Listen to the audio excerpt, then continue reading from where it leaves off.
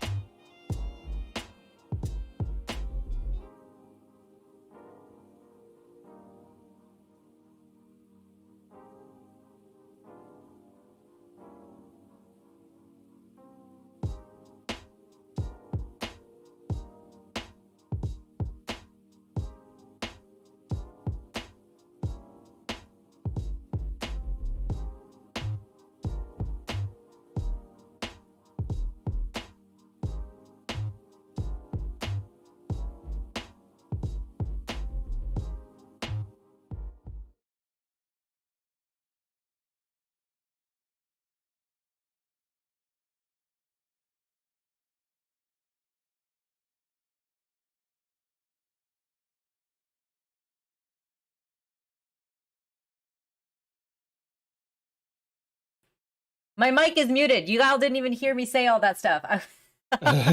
Gosh, you can really tell I'm off my game today. We were having technical issues this morning. We were late this morning. Everything was going wrong. My OBS kept crashing. Killed a man. Yeah, Tom killed someone and we had to deal with the body. It was a mess. It was a mess. Yes. You should be able to hear me now. Thank you, Magical. Also welcome. Marcelo and sorry, my cat. Hi. Yes, you're getting tangled. Thank you. Oh my gosh, everything is a mess this morning. Anyway, Marcelo, welcome. Concentrated Sheep, welcome. Toon, welcome. Thanks everyone for being here today. Happy whatever you're celebrating today, Passover, Easter, Ramadan, whatever you guys are celebrating today. Hope you all are having a wonderful day with your families. If you're not celebrating anything, then you get to hang out here with us to discuss these awesome episodes with us today. So thank you so much for being here. If you're watching this in the future because you were busy today, then thanks so much for watching us in the future. Really, really appreciate it. Yes, Tom killed someone this morning. We had to deal with the body. It was a whole mess. And then OBS kept crashing. It was a whole thing. It was a whole thing. Don't worry, they deserved it. Yes, don't worry. Also, hello, welcome, Rooster, and Morgan is here as well. Thank you so much, Toon. Thank you for dropping some support on the Ko-fi. Really appreciate it. It means a lot to me. Oh yeah, our Ko-fi went live today. Yes. The Curmudgeon Ko-fi also went live. So if you want to go support them, please do. It'd be really awesome. Anyway, let's get right into it because we have a lot to talk about today. I do briefly want to talk about last week's episodes before we get into this week's episodes, because last week's episodes really were amazing. I was really sad to have to miss the discussion streams last week because I really enjoyed, especially the Alhas episode last week was really amazing. I absolutely loved just a few quick points on reaching out before we get into Duns the Breaks Kids. A few points. I definitely think that hover spell that Luce made in the beginning is going to come back in a big way at some point to surprise us. The catch hover glyph that she made up. I feel like that's going to be important. Ida and Edric was such a lovely pairing that I didn't know that I needed, but they were so fun, and I really enjoyed just Ida continuing to like be a mom to everyone, and Edric and King were super fun. I really loved their dynamic, so it was really awesome to see him get a spotlight in an episode.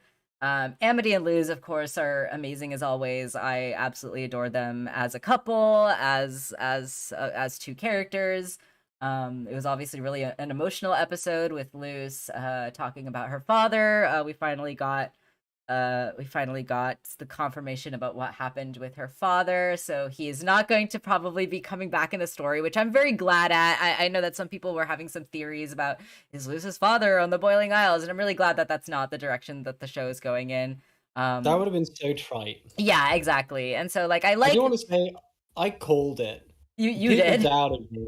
We talked about this on stream before, We and did, everyone was yeah. like, "Oh, he was like an abuser, or he like walked out on them." I'm like, "No, No, okay. yeah. If he were an abuser or there was bad blood there, they would not have a photo of him up in the house. There would be no trace of him. They would not want to think about him. They would not Exactly, want to see his yeah. fucking face. Um, his face is like right there. It's Yeah. obscured by the glare, but obviously there's no bad blood that they Right. have towards him, which means he's got to be dead. Like that's got to be the only really, Right, exactly. And I actually did find out later after the episode came out, Dana Terrace herself Yeah, uh her own dad actually passed away when she was e- 11. exactly, when Dana was 11, her own dad passed away. So this is somewhat based off of her own experiences, and I think that that's really beautiful. That's it's always, it's always nice when stories get to show a little bit of that personal side of the creators, to just sort of show that it's coming from a place of trueness, a place of authenticity. So I, Yeah. I really enjoyed the episode a lot. I thought I definitely cried at the end, just Luz and Amity sharing a beautiful moment together of like sharing their grief, and Luz, not understanding, like, oh, it happened so long ago, it's not even important anymore. It's like, no, honey, that's not how grief works. Like, and just seeing her struggle with opening up, with her emotions, and Amity supporting her. And of course Amity was such a champion in that episode too, right, with her standing up to her dad, and at the end like giving him the handshake. I just really thought Amity was amazing in that episode. I'm interested to see if Alador does, have some sort of redemption arc, if he's able to kind of like be the better parent between him and Odalia. It seems to be going in that direction, and I kind of hope it does, because it's always nice when parents do change their minds and come around and treat the kids well, and I would love to see that for Amity, and I'd love to see what direction her parents are going to go in from this point of the show. Yeah, absolutely. And yeah, too, no, the fact that we got 5 seconds of V and Camilla at the end was really awesome. I'm really happy to see them, and just that moment as well with Camilla and the vase looking so much like the abomination balloon, and just like that moment of like they're not together in this moment, but there's still like this moment that they're sharing is still connected, and I thought that was really beautiful. Anyway, let's get into this week's episode. There's a lot to talk about in this week too. I really enjoyed this week's episode. We got a flashback episode, which was super fun. I know that like we had said some not negative stuff, but we had our own criticisms with the way that the show was handling Rain as a character. And again, just want to preface that like we really love Rain as a character. We think that they're great, and that our complaints and criticisms up until this point have really just been about the fact that like they've mostly been used as a plot device to move the plot forward. They haven't really had as much screen time for us to get attached to them as a character on their own, rather than just like as a person with a relationship to Ida. So that was kind of like my gripes with how Rain has been being used as a character in the show so far. But this episode really gave us a lot of those missing pieces, right? Like a lot of Yeah, that this backstory. this episode kind of it just alleviated a lot of the pressure that Yes. we were putting on the character with our criticisms, and it was negative. Like I'm not afraid to say it was negative. It's you're allowed to criticize things you like, and we Right. love this show. Um, but I'm very glad to see that first episode was an exception, not the rule, because that Right. first episode neither of us were particularly fussed about, and the next three episodes after that have all just been great Yeah. Yeah. and just really fun and really heartfelt and earnest. And this episode is no different. And Rain is great. And this whole episode introduces some aspects about Rain's character that were just sorely needed to make them work on their own terms. And also, Babby Yes. Rain is absolutely the best. I love Babby So Rain. Babby sweet. Rain is so precious. Just a little nerd. I feel like I want to push them into their locker. All of them. Yeah. We were briefly talking about this episode off stream, right? And I mentioned to you that I really love Rain and Ida's dynamic in this episode because Ida is like badass on the outside but a huge dork on the inside, and Rain is like a huge dork on the outside but a badass on the inside, and I just love that dynamic between them. It's super great. I love them, but we'll get to We'll get that. to it. We'll get to it. Anyway, we start off the episode with Luce, and she's testing out a bunch of these glyphs, right? These kind of half-finished glyphs. Um, and she's turning the little doll into stone, like the petrification glyph. She's like got this abomination looking goo arm coming up out of the ground, right? So she's like completing these, or she's trying to figure out like new glyphs from the notes that was like left in the margins of Philip's journal, right? So she's still kind of on this. She's still kind of got her mind on Philip, on the glyphs, on trying to find her way home, right? Um, and obviously coming off of like the last episode, she's particularly missing her mom, and she's thinking of her and definitely like wanting to go home, right? So this is all kind of fresh in Luce's mind in this episode. Yeah. Rest in spaghetti, Beefy Bob. Yeah, Pee Bob is dead. This little doll thing that they used in season 1 shows Real up men again. never take accountability. Exactly. I Yeah. just love seeing those recurring gags like come back. Rest in spaghetti, Beefy Bob. Never forgetty. Never forgetty, never forgetty. Yeah, super great. I just miss my mom, right? And then of course Ida decides, let's cheer up our kid by taking a break and telling a story, a backstory. And we know how Luz loves her backstory kind of stories, right? So She's a big Dorcas. yes, she's here for the Ida lore. And so Ida starts off by saying the coolest, baddiest, kick buddiest witch of all time, Rain Whispers, right? Which is really sweet. Which can't be true because that goes to Ida. Of That goes course, to of Ida course. herself. They're Rain's both, great and all, but but it just goes to show how highly Ida thinks of Rain, right? Because absolutely. But let's be real. Rain's attempt at resistance was going really poorly until Ida showed up. And showed them that's true. fights Rain down. really does need Ida's help, and the fact that Rain is refusing it is a whole other thing. But yeah, we'll get to it. We'll get to it.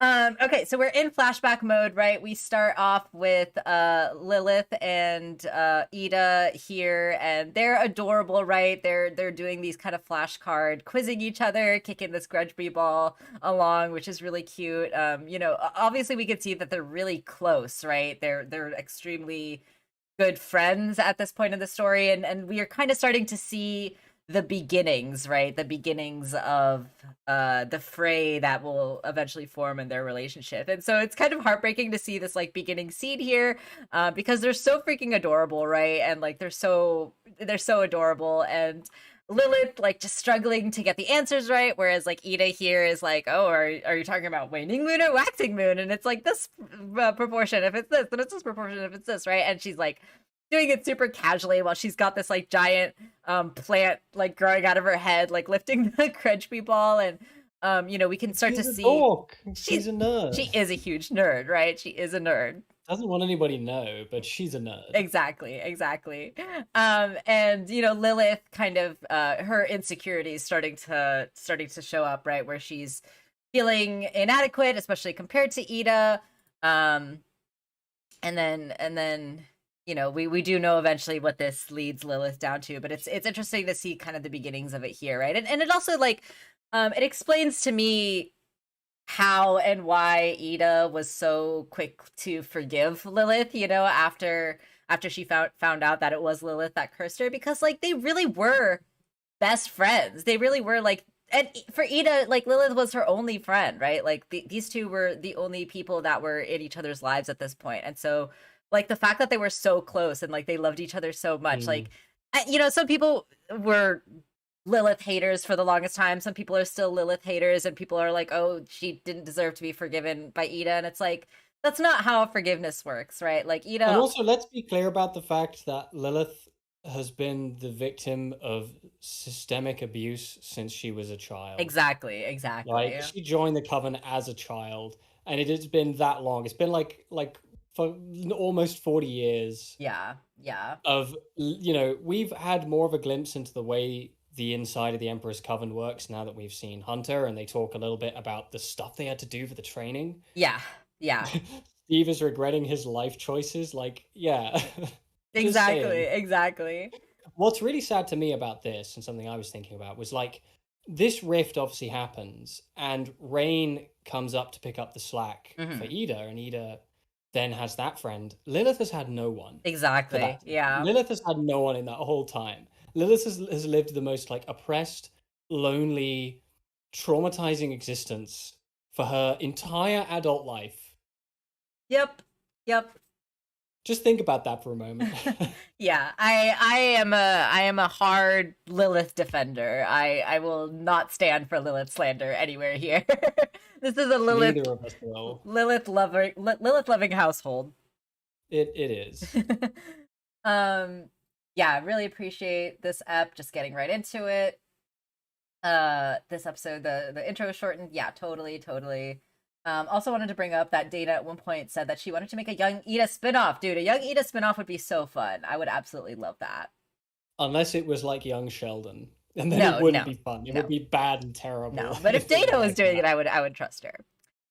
Uh, I would totally, yeah, I'd be down to seeing that. Maybe something more in the spirit of like Amphibia, where it's just yeah, some nice, fun little adventures with this yes, little chicken nugget. yes. I love that. I love that. Yes, Hyrule, we're all Lilith defenders here. I hope. If there are any Lilith haters in the chat, you're not welcome here. Okay, so they show up to Hexside, right? And this is super fun because we get these like little glimpses of these characters that look somewhat familiar. A lot of people are kind of speculating kind of who these characters are Yeah, related Dustporter's to. dad. Yeah, so we see this little kid back here with the I think the Oracle Coven or the Yeah, Oracle track gear, and so people think that that's Gus's dad. And then these two characters here, people are suspecting are Bosch's parents because yeah. she's got kind of the like magenta hair, this one, and then this one's got the three eyes. So people are like, does Basha have two moms? Because this person's gender is not clear. But yeah, it'd be interesting if Basha had two moms. At least it would mean that Boscher was not a homophobe. Yeah, she just hates Luz and Amity. She hates people irrespective of their sexual orientation. Exactly. This is an interesting little bit that we get too, right? I saw a lot of people draw their attention to this moment too, right? Where Alador, Adalia, and Darius all seem to be hanging out and friends with each other, right? And Obama, why did I say that? Abomination Goo, gosh. Obama Goo. Obama Goo. Thanks, Obama. The Abomination Goo is like floating between them, and Darius like flicks it onto Alador's nose. And some people pointed out that the flick on Alador's nose made him look like Mermaid Man, which I thought was really funny because he does kind of look like Mermaid Man here. I wouldn't be surprised if it was like a deliberate. It was a reference. Yeah, that'd be really funny. But interesting to note, right, that Darius and Alador used to be friends. I think we did kind of suspect that they had some sort of relationship in the past because they have obviously this rivalry that they've got going on now. So, I'm interested to know what happened between them, right? What caused the rift between them? Was it purely like academic, right? Because like we know that Alador went into like engineering essentially and like started building like these technological abomination stuff, and we know that Darius thinks of him as kind of a hack, and like we know that he doesn't really use that stuff. But like, is it purely like scientific disagreements that these two have like separated from each other, or was it something more? I'm really interested to know. Probably ideological, really. Yeah. I'd be interested to know if like Odalia had anything to do with it, right? Like if Odalia kind of like pulled Alador away, because we also learned in the last episode, right, that Alador used to be like a lot more carefree. He used to like do these brawls and stuff like that, and he used to have a life. Yeah, he used to have a life before like he became Odalia's husband, essentially, right? And so I am interested to know like what really happened with Alador, what got him to change. Was it Odalia, and like what sort of relationship stuff happened between these three, right? Just Or maybe interesting. maybe Alador just like, I don't know, shat in Darius's toaster, Yeah, it and was that probably was the something end like of that. that. Probably something like that. But yeah, if anyone has any theories about what happened between the three of them in the chat, I would love to hear them. Yeah, and any of them related to the prospect of shitting in someone's toaster, we particularly want to hear about those. Exactly. All right, so they think that they're going to be fine. They think that they're going to be on time, but of course, no. The Hell Razor is here. And these people are all getting detention and suspensions, right? And this guy, we find out his name is Principal Faust. He was the principal before Principal Bump became principal. And now we see a younger Bump here too, which is really fun. He's the Bump is the vice. MVP of this episode. Yeah, actually, he really is. Young vice principal Bump with his hair, his long hair peeking out. I really love to see that, and I'm interested to know what happened between like him and Ida, right? Because we know that eventually Bump did grow to dislike Ida, or at least in the sense I don't like know. not I really don't think he ever did. I think no, Bump has a way about him, but yeah, much as he does with, look at how he responded to the other kids getting expelled that one time. Like his life just ended. yeah, He was yeah. heartbroken. I think he pretends to be a certain way that he Oh simply is yeah, not. no, of course. But right, that's interesting, right? Like when we first saw Luce joining Hexside, and there was like kind of a contentious relationship between Bump and Ida, right? Where Bump was like, "I'll let her in only if you do like this stuff for me," right? Or like, "You caused a lot of trouble, so like I'm not gonna let her in," right? So like there was something that went on, right? Or like something that got Bump to kind of not change his views, but at least be a little less open with them, Yeah. right? So I'm There's one detail in this whole like opening bit that is one of my favorite little characterization moments. yeah. And I'm going to say it now because my fear is that we're going to get to it, and you're going to say it first and steal my thunder. Okay, go ahead. I love the bit when they bring up the fact that Ida filled the detention room with jelly, Oh yeah. and her response is, "But it was his birthday, and it's his favorite." Yeah. And it's like, I love the idea. That's great because I love the idea that Ida has spent so long in the detention room, which we Yeah. know is this huge monster. We know it's this creature. Right. She spent so long in that room that she's actually struck up a friendship with the detention room, knows when its birthday is, Yep. and knows what its favorite food is, and she brought it a birthday present I love of that. a room full of jelly. And I just think that's so great, and that's such excellent character writing, and also just so endearing and It so really is. sweet. Yeah, yeah. Young Ida is such a treat. I love her so much. And yeah, all the montage of stuff that she did. I love her. Absolutely love it.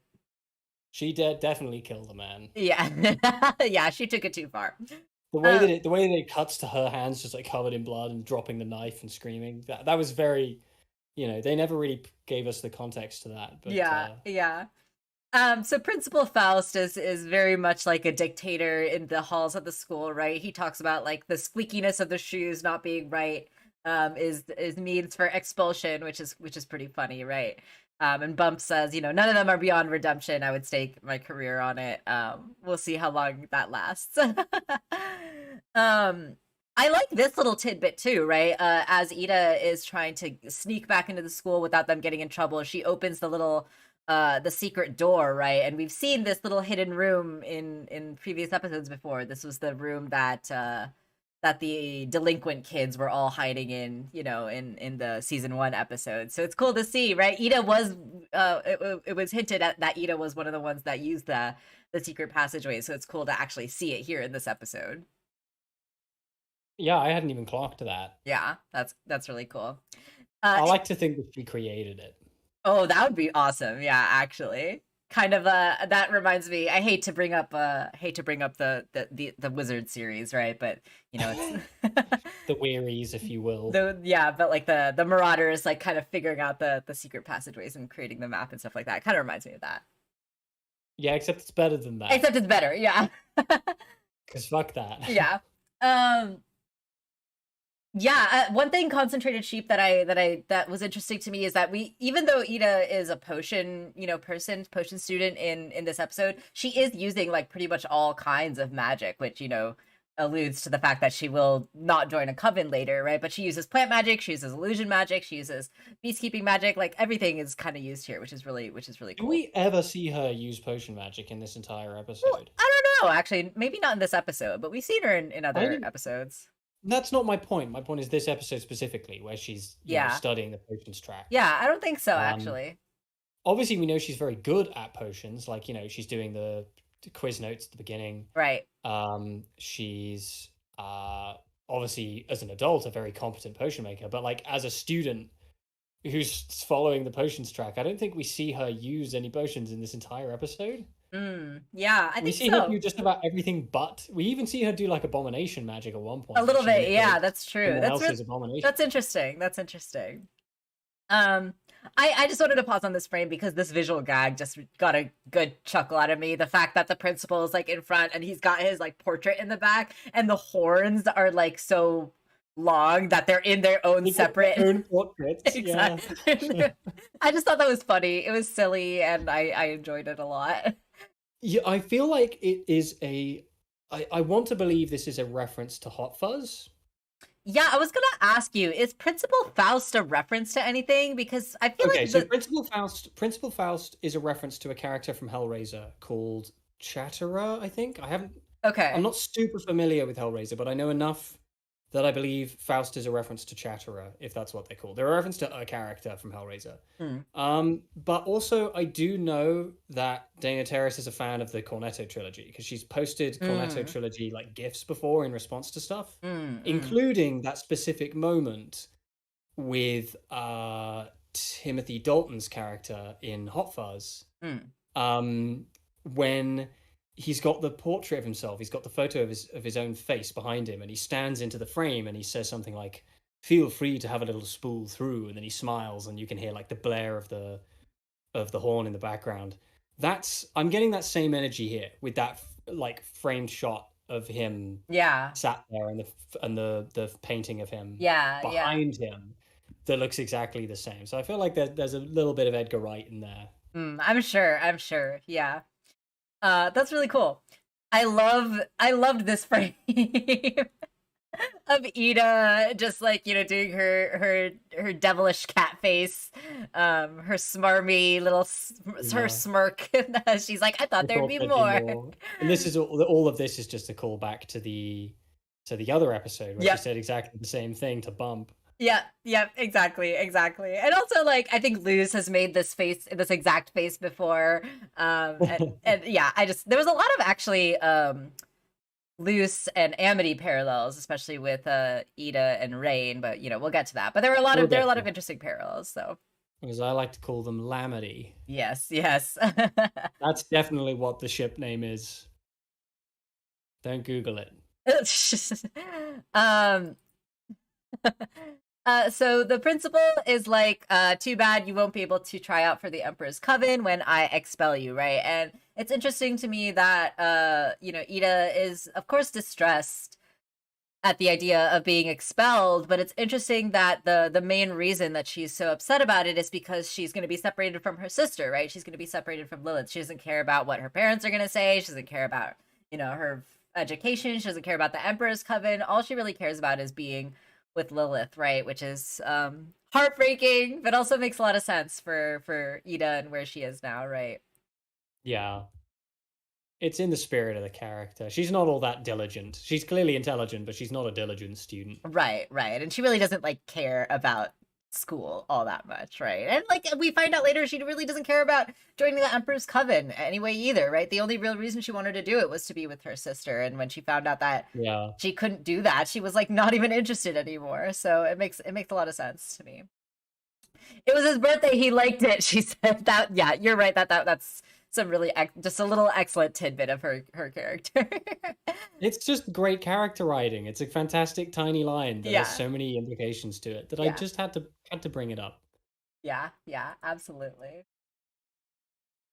So Bump comes out of the little secret door as well, and Faust is like, "Oh, no child is beyond redemption, you said, right? Didn't you stake your career on it?" And so yeah, we find out that Hexide has been uh, involved in this like school-wide program competition instructing future witches of tomorrow, right? It's like this for gifted kids kind of deal. They compete and they win these like ribbons and stuff, right, for the school. So Faust obviously really cares about like the image of the school, the like prestige and all that stuff. And he takes it very personally. He's like, "Oh, my excellence, I mean our excellence," right?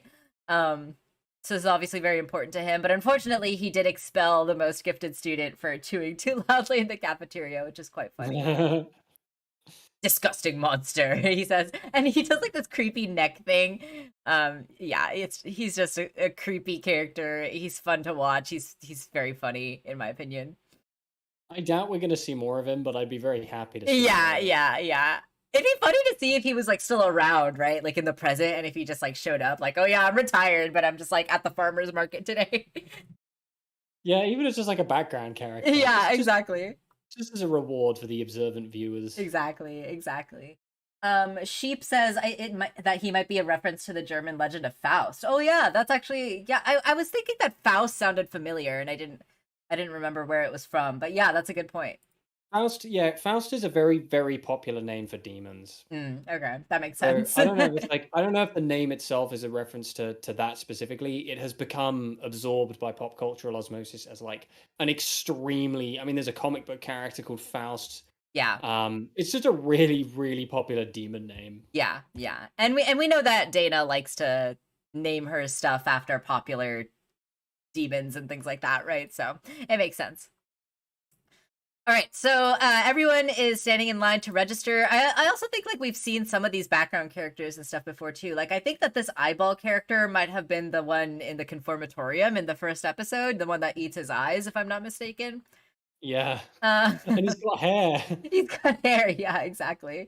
a little tuft of hair. Good for him. Yeah, and then Bump is like trying to convince himself that things are gonna be fine, right? Like you can go 5 minutes without setting anything on fire, right? Turn to Ina, who literally has a fireball in her hand. Yeah, she's just such like a chaotic gremlin, and I love her. At least she didn't kill anyone. She did not in this episode at least. And like Bump is trying to give her like the benefit of the doubt, right? She's like, "Oh, I know that you turning the school inside out was not actually like what it was," right? And I love this line too, right? That was a fun day, right? The fact that she turned the school inside out and is just one of her many antics. And then, of course, Bump gives her this little stress toy, this stress squeaky toy, right? Just squeeze it whenever you feel the urge to cause chaos, right? And then she squeezes it so hard that it pops. And of course, he keeps several of them on his person. Right, of course. Because he's just constantly under just an unending amount of stress. Well, yeah, understandable, right? He's trying to give her like this pep talk, right? And Ida's actually kind of feeling it, right? She does want to do a good job because she doesn't want to get expelled, right? And the look that she gives Bump at the end, she gives him that little smile. Yeah. Just a reassuring smile. I love Ida and Rain are great, but really it was Ida's dynamic with Bump that stole my heart this episode. Yeah, they're really actually fantastic. I really love their dynamic a lot. This hallway is familiar, if y'all remember, actually. This is the same kind of hallway convention space that they had the convention episode, yeah. The episode in season 1, which will be important later. Keep that in mind. Keep that in your heads. In your brain space. You could tell the storyboard artist relished the chance to draw Ida like this. Yeah, Ida was so well animated, and like all of her expressions are so excellent in this episode. The event is about to start, right? They've got these snacks. This kid like licks the cookie and puts it back, which is disgusting. Don't ever do that. Unless you want to sow chaos. grossly misjudged the tone here. Yeah, exactly, right. And then of course we get the reintroduction of Terra Snapdragon, and she's here to lead the event today, right? Head witch of the Plant Coven, which is interesting, right? So she's been head witch of the Plant Coven for a really long time, right? She's one of the like older, longer coven heads, it seems to be in the present day, which is interesting, right? And she has a very we didn't get a lot of her, in the previous episode that she first showed up in, but she shows up a lot in this episode, and her relationship with Rain in particular is really interesting, right? And her relationship with the whole like coven system is particularly interesting too. So Yeah. I'm just she's become a more interesting character to me because of this episode, and I'm curious to know how much of a villain she's going to be, how if she could be convinced to defect later, because we get hints at the end of the episode that there are multiple coven heads that are planning a rebellion, right? So yeah, I feel like her character is a little bit more nuanced and a little bit more interesting after we get her in this episode. I can't see her defecting. I think she likes hurting people, and Yeah. Yeah. she likes whereas with Darius, especially after that Hunter episode, Yeah, yeah. and of course after this one too, for sure. After that Hunter episode, I was convinced that Darius was going to defect. Like, it reframed Darius's behavior completely. Yeah. From being like a legitimate threat to more just being someone who's in it for the drama. Yeah. And clearly really likes putting on the appearances of scaring people, Yeah. even if that doesn't betray his true intentions. With Terra, she gets off a little on harming people. Yeah. Yeah.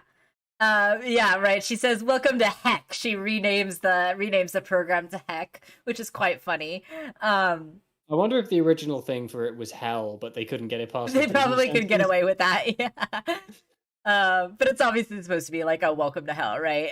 So, yeah, I love Tess. One of the kids says, right? And Tara, is very threatening, of course, right? She says only the best will be rewarded, and the rest of them, the failures, will be turned to ground, will ground into mulch for my garden, which causes this one kid to start crying, which is quite funny, right? And then of course, this bit about like the rules coming in, and her being like, "Oh, that's illegal. I guess I won't do that then," right? Well, so yeah, it's interesting. Like, she wants to hurt people. She doesn't want to break the rules, but then of course at the end she's like, "Oh, I make my own rules." So she's a very just interesting character. She's kind of fun in this episode too.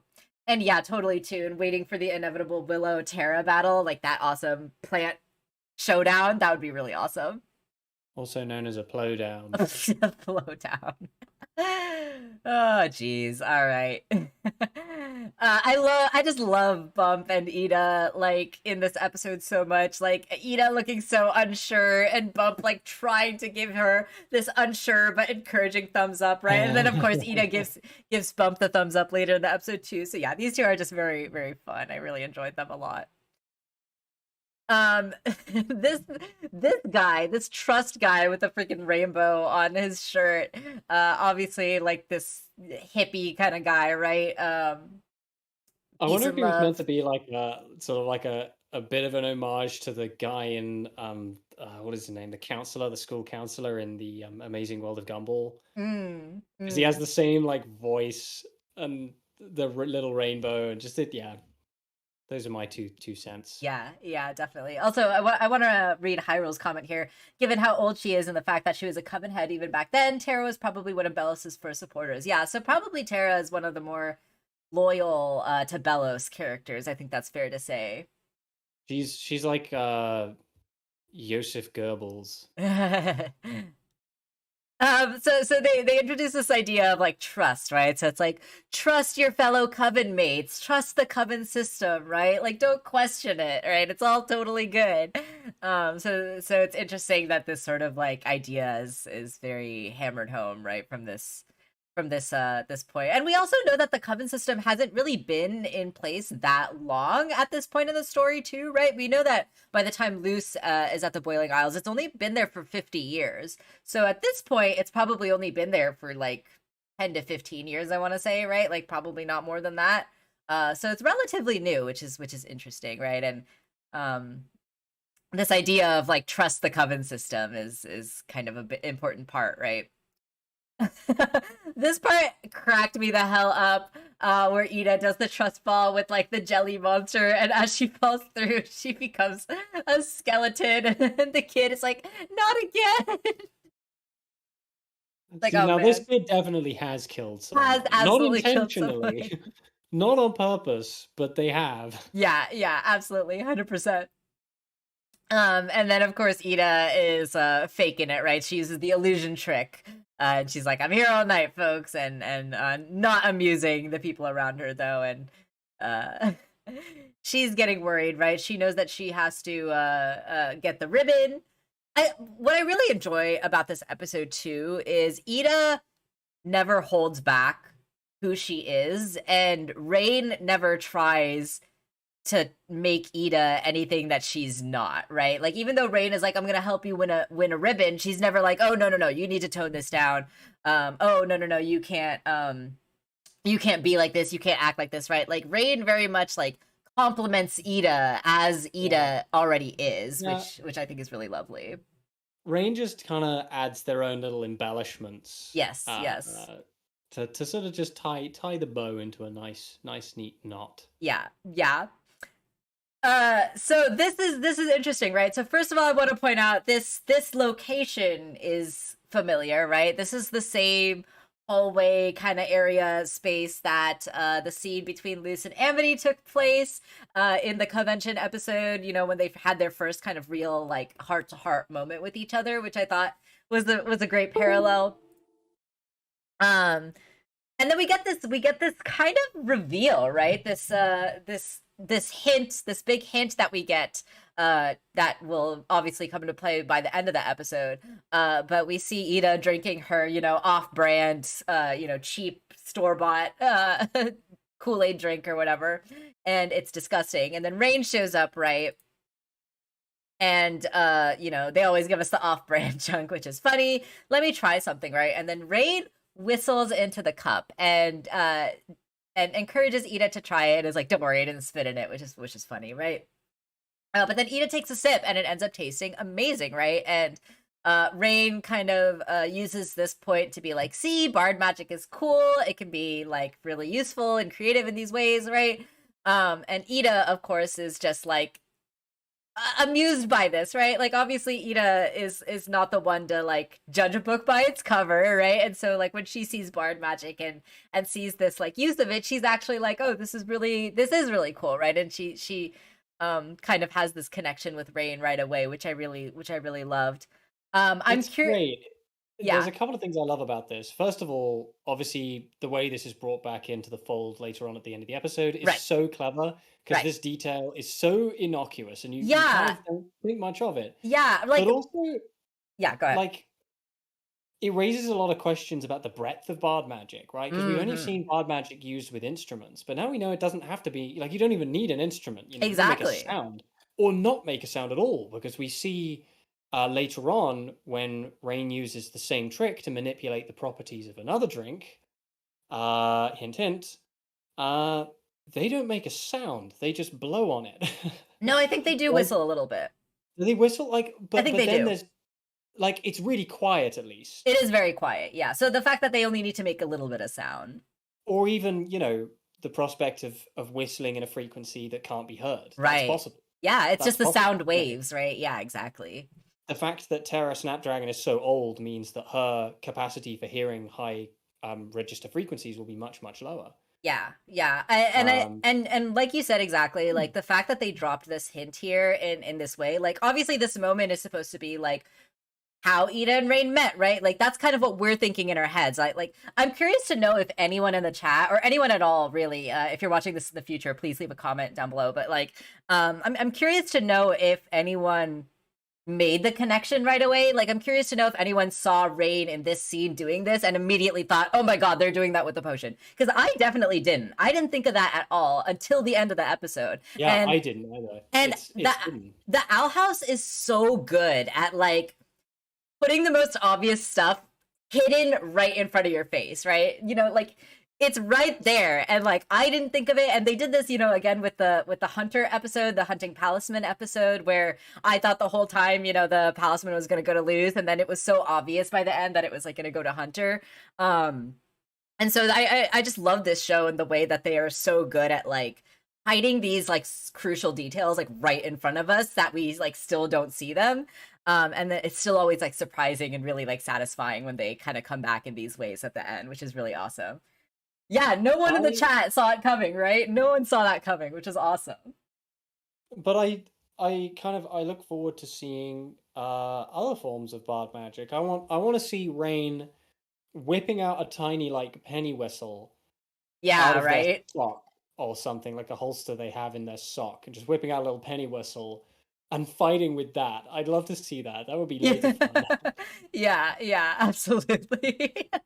Or like a friggin' bagpipes. Oh Yeah. no. No, Yeah. don't do bagpipes. Yeah, that's awesome. Yeah, no one thought of it apparently until the end. So it just goes to show how great the writing is in the show, right? So Rain reveals that they've been here, you know, for the past 3 years, and they're really bored with the same old faces, same old task, until someone more interesting came along, right? Till little old me, Ida says, right, with her funny like skeleton gag once again, and you know, this little like adorable blink, and Rain like getting a chuckle out of it, and it's just such a sweet moment, right? Like I love how these two just like clicked and got along like right away, right? Which is such like the opposite of Lumity, which I think is just fun.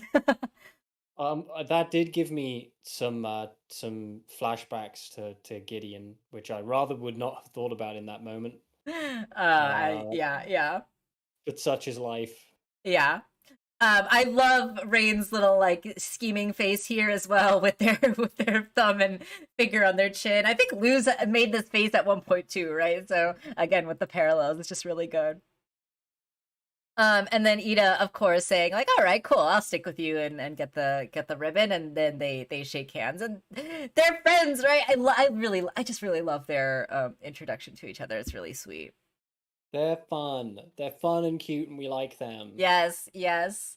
And so yeah, here's kind of the start, right, of like Ida and Rain working as a team, right? So they're drawing this picture, and again, Ida doesn't ever hold back who she is. She is always her chaotic gremlin self throughout this entire episode, and I love that Rain is like, no, if you want to get a ribbon, like you have to stop that, you need to put that away, you need to like be normal or whatever, right? But Rain instead is like, no, you be your chaotic self and I'm just gonna do my thing and like help you as well along with it, right? And like both of us together with our strengths are going to get these ribbons together. So I really love that, like that was the strategy from the both of them going forward, which is just really awesome. And it just goes to show how Rain sees Ida as well, right? Rain's just like, I got you, fam. I got you. And then like the little gosh, what do you call this? The Rube Goldberg thingy, that says "this stinks," which is quite fun. With the S. Dana loves sneaking the stupid S symbol everywhere on the cup. The little, you know, the S that everyone doodles in their notebooks in elementary school. That S. She loves sneaking that in there. And then of course, you know, the little ball goes through, and then it does the drink, and of course they get a thumbs up, right? They're doing well. I love their little fist bump that they do too. They're so freaking dorky. I love them. Whole like fist bumpy secret handshake routine is just awful and terrible, and they should be ashamed. They're such so dorks. Cringy. They're such cringy dorks, right? Like if people think that Amity and Luz are cringy, like they have not seen anything yet. Their little dorky dance was so freaking adorable. I loved it so much. They deserve to be in prison for that.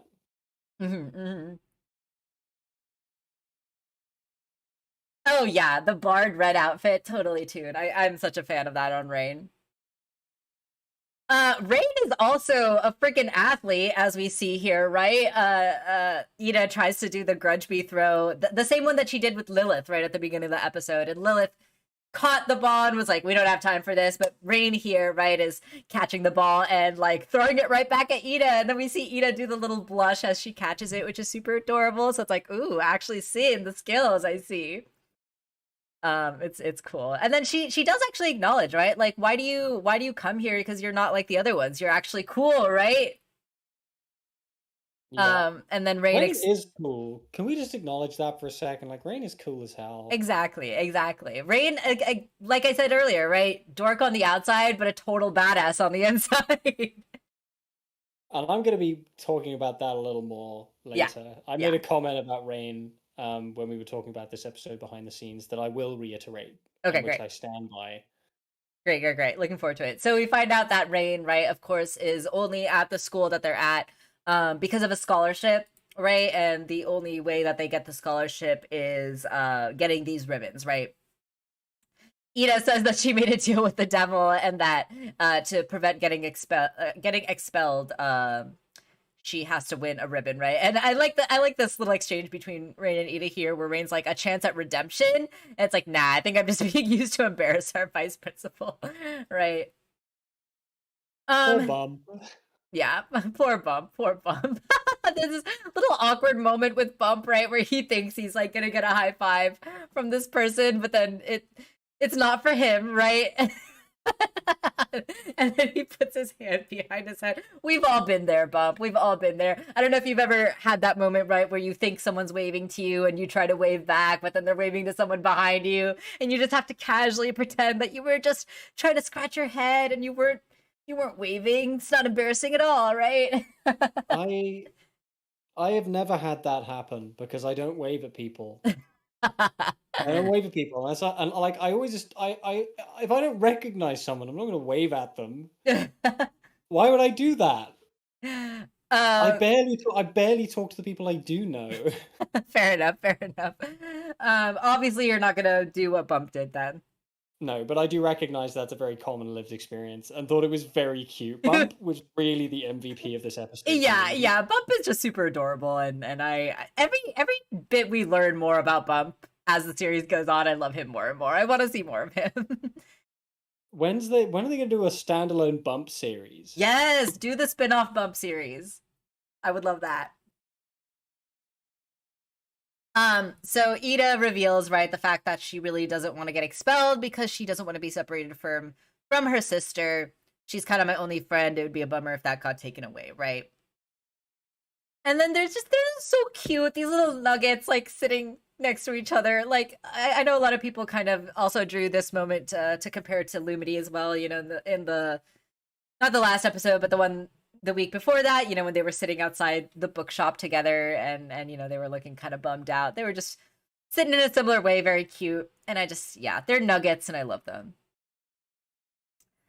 And then they come into the hall, right? And then, Bump is squeezing the stress toy, and Ida tries to assure him with the peace sign, right? And at first, he's looking a little reassured. But of course, Tara seems to have other plans up her sleeve. She just seems to enjoy chaos or something, or she just loves to see people like fight each other and hurt themselves, which also kind of explains, right? Like why so many of the coven heads seem to be so like cutthroat with each other, right? Like Tara, I don't know if this environment like came specifically from Tara, but it seems clear to me that Tara does enjoy that kind of like chaotic at each other's throats environment, right? Which is very clearly shown in this scene here, where she talks about like, okay, those challenges were not challenging enough for you. They were not, they didn't do anything, and this is the last straw, right? She says that she pulls up Ida's butt drawing, which is quite funny. I don't know why I didn't clock this until literally just right this moment, looking at Terra's design. Yeah. I understand that Pokemon Red, of all things, Mm. was also a big influence on this series. Mm. Which was a game that Dana's father bought for her. I was just reading an interview Mm. with her talking about it, and a lot of that went into this as well. And I never really clocked that until it occurred to me just how much the Coven leaders have the same energy as gym leaders. Yeah, totally. Grass type gym leader right here. Like Terra Snapdragon has the energy of a grass type gym leader. Like everything about them, like the way their entire design and everything is just Yeah. entirely centered around that one type. Yeah, And yeah. the idea of the leaders of, Coven leaders only using one type of magic in the same way that gym leaders only use one type of Pokemon, Right. typically, except for Giovanni, who's a big asshole. Oh no, does Giovanni use all ground? Oh yeah, he does. He does use all ground. Yeah. I'm getting confused because when you fight him at other points in the game, he uses like poison types as well. Right, But, right. yeah, I don't know why I didn't clock that until just now. Yeah. I'm sure that was an influence for sure. I mean, we know it was an influence. She said it out loud, so I'm not making that up. Yeah. But it's hard to trace where Yeah. it was an influence, and then that just came to my mind. Yeah, for sure. So Terra ends up introducing this one last activity, right, for them to fight essentially to the death, to brawl it out, right, to win the ribbons. And interesting here, right? So she says, we're gonna split you up into 2 teams. Coven witches and wild witches. The Coven witches have to try to capture the wild witches, right? And it's interesting to me that Ida gets assigned as a Coven witch and Rain gets assigned as a wild witch, right? Because we know later in the future, right? Exactly. It'll actually be the opposite for them, right? Which is interesting.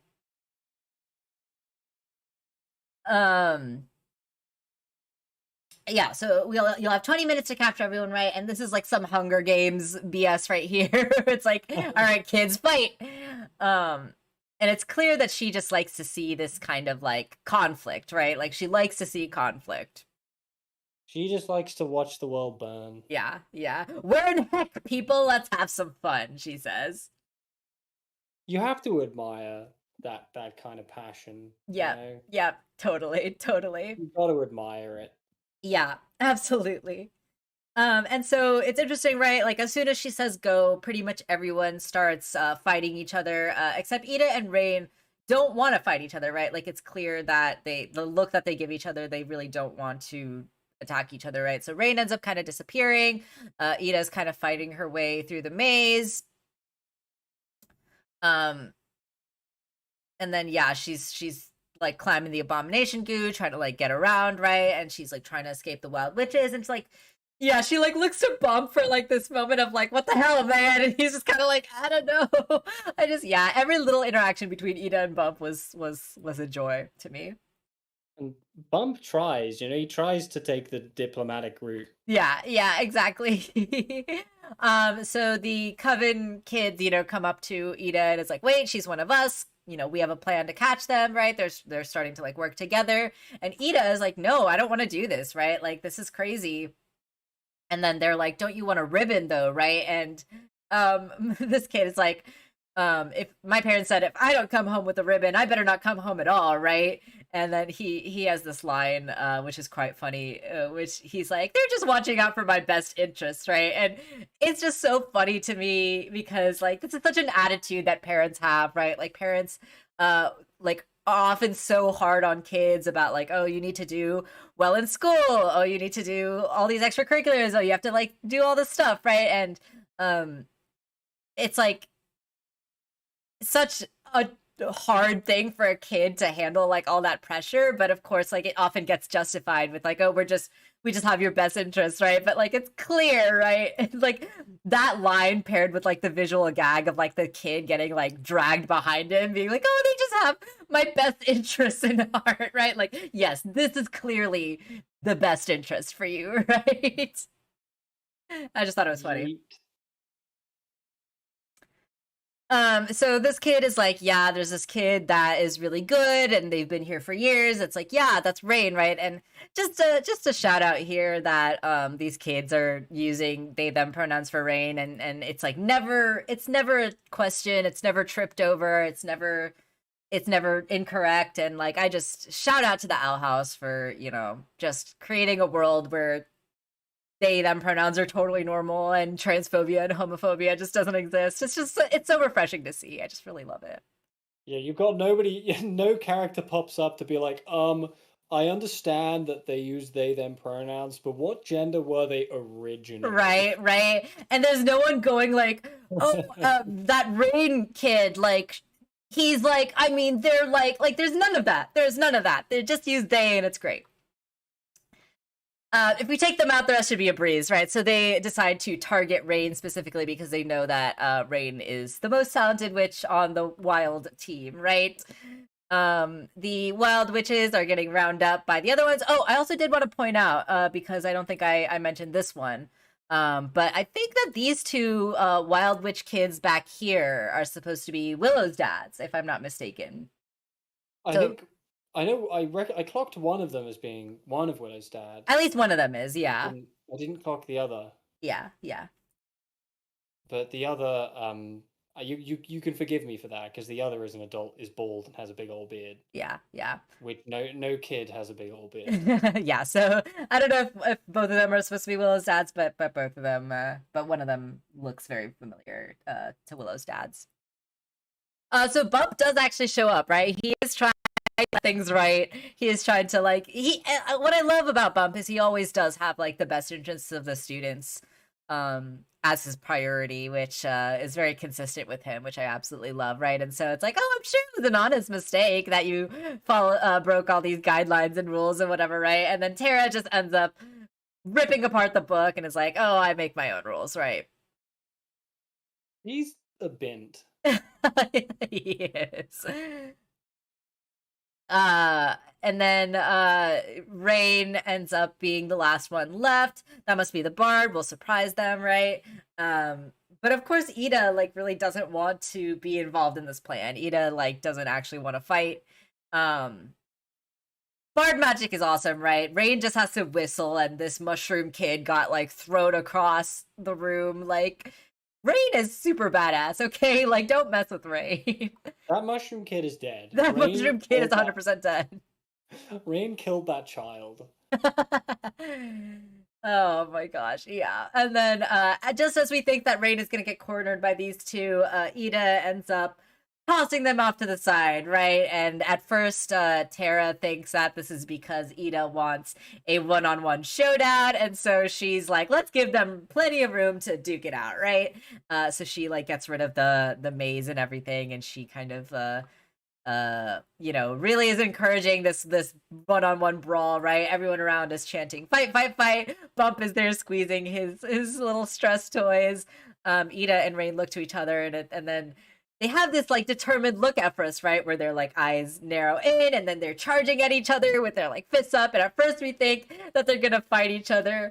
But in the back of our heads, of course, we know these two don't want to fight each other. So this moment where they come together, their fists, lock in with each other, and then they do their stupid, cringy, adorkable loser nerd dance, and I love it so much. It's so freaking awesome. And yeah, I was fully expecting them to do this, but it was a very satisfying moment to see them come together like this. If they did fight, who would win? That is a pretty tough question. I don't know. I think it would be very close. I honestly think it would be very close. In a weird way, at this point in the story, if they were both adults, yeah, it depends, because I actually don't think it comes down to power level. I think it comes down to inhibitions. Right, of course. And in a weird way, I feel like Ida as a kid would be much less willing to kill someone, right, than Rain as a kid.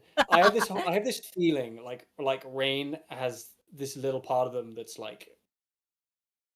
no, I'll kill. yeah, totally. I'll do that if I have to. So as kids, my money is actually on Rain. Yeah. If you forward the clock 40 years, I don't know if the answer would be the same there. Yeah, I feel that. I'm for that one. I think they, yeah. They got streaks to them. Yes, totally. So they end up standing up to Tara, right? And they're like, "Yeah, we got tired of your stupid challenge." And I love this line from Rain too, where they're like, "And your plant puns." It's just really good. And then Tara, right? At first we think that she's gonna reprimand them, but then she kind of does the same thing that at least a similar thing to what Draius did to Hunter, right? Where instead of being angry at the defiance, she's actually impressed with them, right? Delightful. She laughs and she's like, feisty witches make the best leaders, right? Which is of course foreshadowing to Yeah. Rain eventually becoming a Coven head as well. I especially like you, Sprout. So it's clear that, you know, Terra does have this relationship, right? This kind of like this. She kind of wants to. I don't know if groom is the right word, but like essentially, right? I think you could say that. I Yeah, think it like would groom Rain into like this Coven leader, right? Which is because that's what they do. That's they take kids at a vulnerable age when yeah, they're entering yeah. their formative years and they groom them.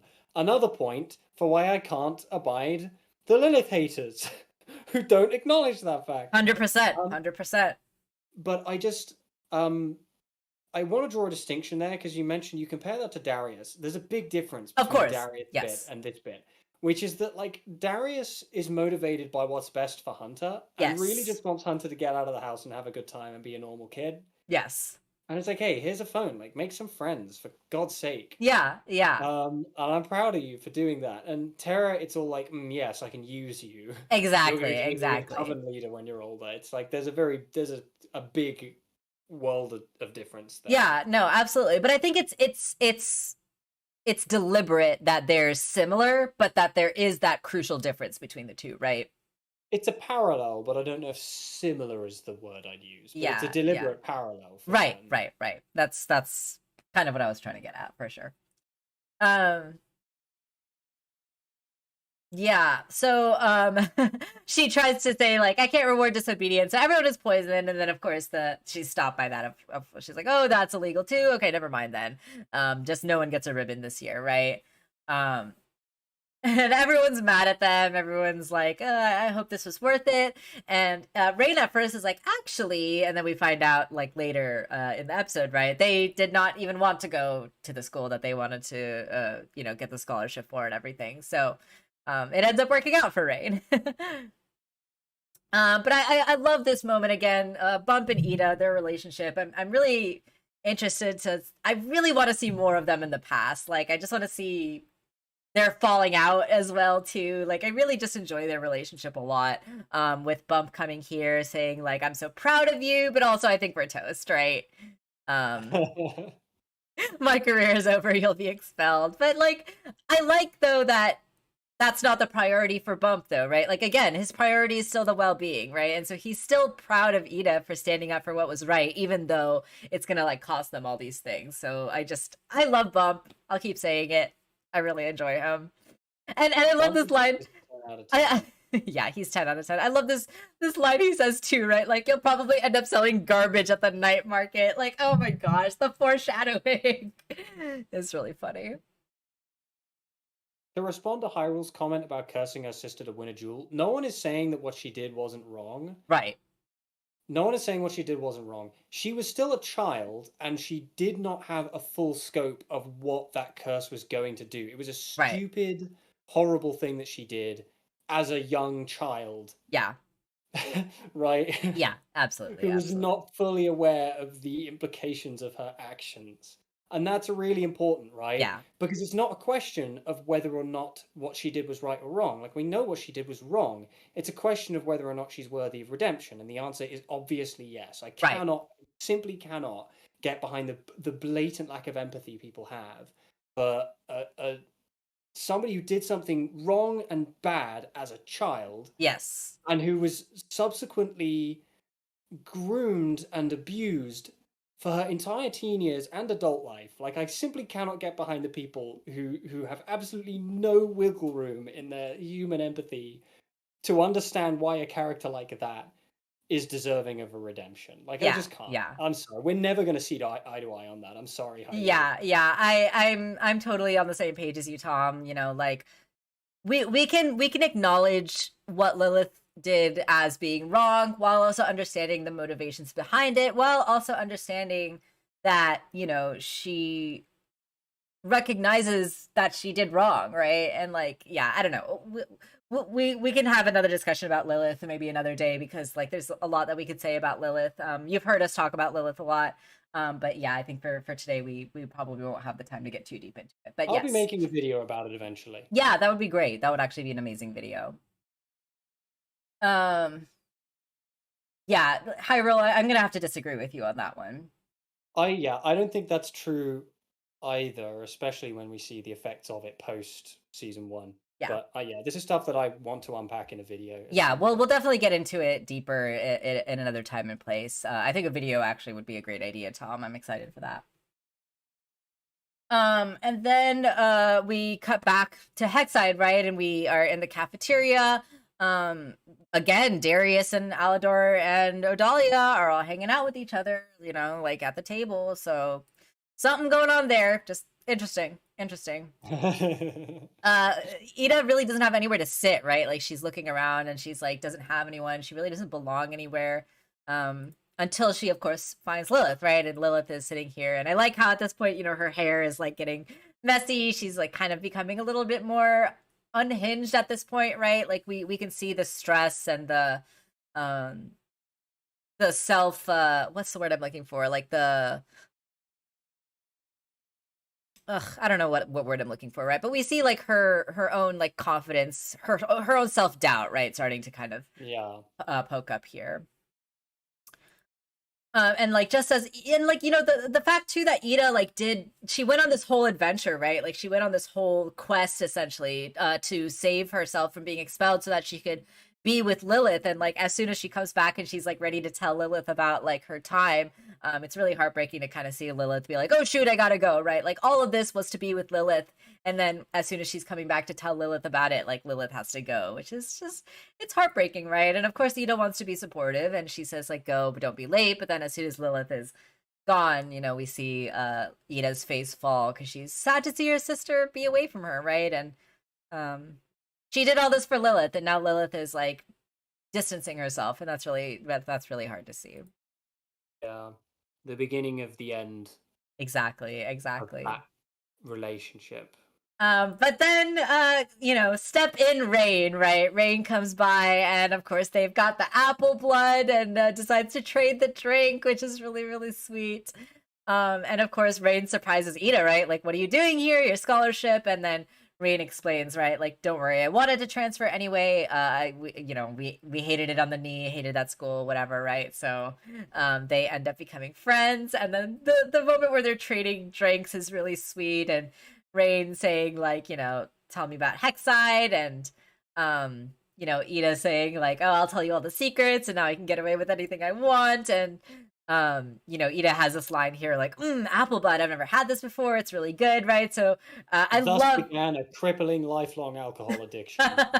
Yeah, exactly. It was all Rain's fault. But I really love that little tidbit, right? The fact that Rain is the one that introduced Ida to apple blood, and now it's her favorite drink, is really sweet. And then of course a lot of people pointed out the parallels to the episode in Ida's Requiem, right, with this last shot through the window with the beautiful flowers and like the orange and kind of pink color tone hues, and it's very similar, right, to the scene that we saw in the previous episode with Rain and Ida on the hill with all the flowers. And I think Rain is also like looking at Ida kind of in a loving way, like in a very similar way to that episode as well. And yeah, this is kind of just, you know, the beginning of their friendship, their romance, their relationship. And yeah, it's really sweet to get this backstory and seeing this interaction between these characters and getting kind of the origins of it was really fun. And I really enjoyed this. I really enjoyed this a lot. And